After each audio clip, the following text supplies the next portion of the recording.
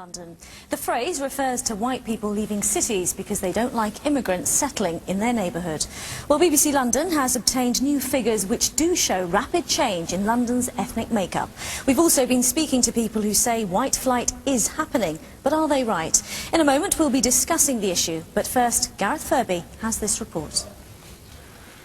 Are white people leaving parts of London? Trevor Phillips from the Equality and Human Rights Commission thinks they may be. Virtually every big city, there are places where different kinds of people feel uncomfortable, whether that's Asians in so-called white areas or white people in so-called black areas. We know that white flight is accelerating. So is Trevor Phillips right? Well, the census doesn't tell us much because it's too out of date. So we asked the government for some statistics it does collect every year on the population of London's primary schools. Looking back 5 years, in every borough, the percentage of white British children has fallen. Across inner London, on average, under 22% of primary school children are white British. In Hackney and Tower Hamlets, it's under 15%. In Newham, under 12%. Of course, this doesn't prove white flight. It may just be down to different birth rates, for example. But it does show change in London, and nowhere it seems may be changing faster than here. The average fall across London since 2003 is just over 6%. In Barking and Dagenham, it's almost 3 times that figure. I was 7 when the war broke out in 1939. This was soon after I got married, taken in 1953 in Malvern Drive. I was very happy. We were all very happy. But after a lifetime here, Norma, who doesn't want to give her full name, is ready to leave. Because Barking is not what Barking was. Nearly all the shops are foreign. Why can't you mix with different cultures? I do. I have mixed with different cultures. I mean, I've worked with some of these people and they've been absolutely lovely. But that doesn't mean to say I want to live cheek by jowl with them and slowly but surely find that I'm the only person left in an area where everybody else has moved away from, and that's what's going on. The Isle of Wight is where Alf Young now lives. They want to take over.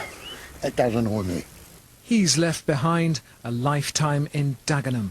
The Indians, the Poles and all that all turned up, and they just took over. It wasn't Dagenham as I knew Dagenham years ago. What do you mean? Even in the football crowd, the knife's been pulled, seen it in the pub. I don't want to know. More and more children moving into the schools who cannot speak a word of English. Tony Richards is a former journalist and qualified barrister. He's staying in Barking, but wants something done. And there's so many people who are in the process of selling their houses and moving. And I know a good many people who have moved, and I'm still in touch with them. And they're white? Oh yes, they're all, white British, yes. But one expert on population movements says London has always been changing. London attracts people in and then it just redistributes them within London. It redistributes them, some of them away from London.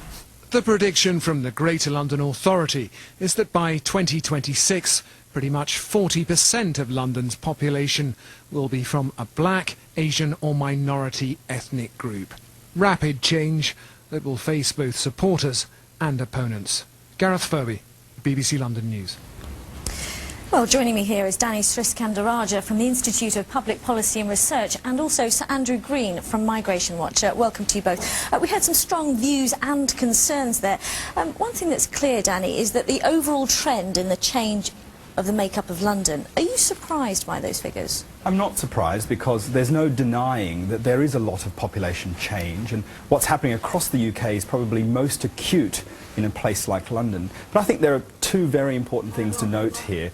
One is that yes, there are some people moving, and yes, there are people, like we've just heard, who are unhappy about the racial mix-up of places that they're living in, but the evidence suggests that what's really driving some of this movement is not to do with race necessarily, but to do with class and socio-economic status.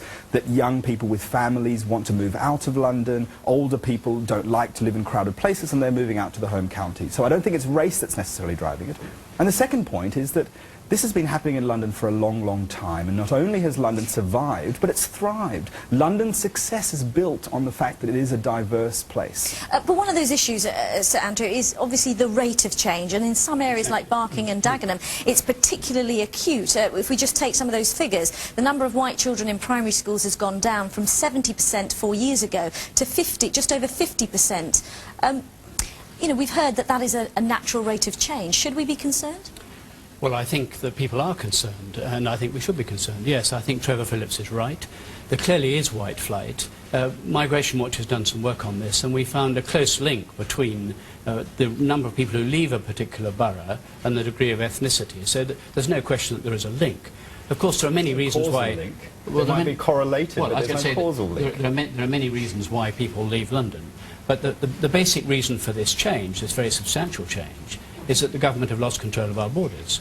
And that the flow of immigrants into the country as a whole, many of whom come to London, has gone up 4 times. So can I just be clear, Sir Andrew, you're saying there is white flight and that cause is immigration? I'm saying there is white flight, that immigration is a factor, probably, but there are many other reasons, as Danny says, why people leave London.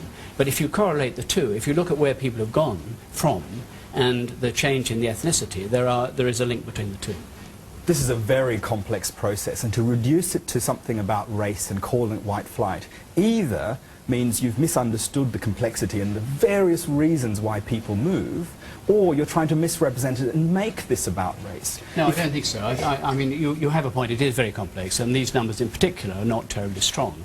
But it is clear that it is one element. And the other thing that is clear is that the reason that the whole picture is changing is because of the very large scale of immigration. That is obvious. Let me just say, one of the interesting points is to distinguish, as I think you alluded to, Danny, is between race and immigration. Because one of the views that we've heard a lot, and that's shared by both the indigenous population and British people who are from different ethnic backgrounds, is that they feel, has the time come now for a limit on immigration? I don't think so. I think we've just been through a period of economic boom where we've needed workers, and naturally we've had workers. But there were periods, for example in the 1980s, when the UK and indeed London were losing large numbers of people, and we were talking and being worried about population decline. That was a long time ago. I think there's absolutely no question that the government have lost control of immigration. The public want to see it dealt with, and they're absolutely right. Okay. You didn't frankly have the balls to put country before party.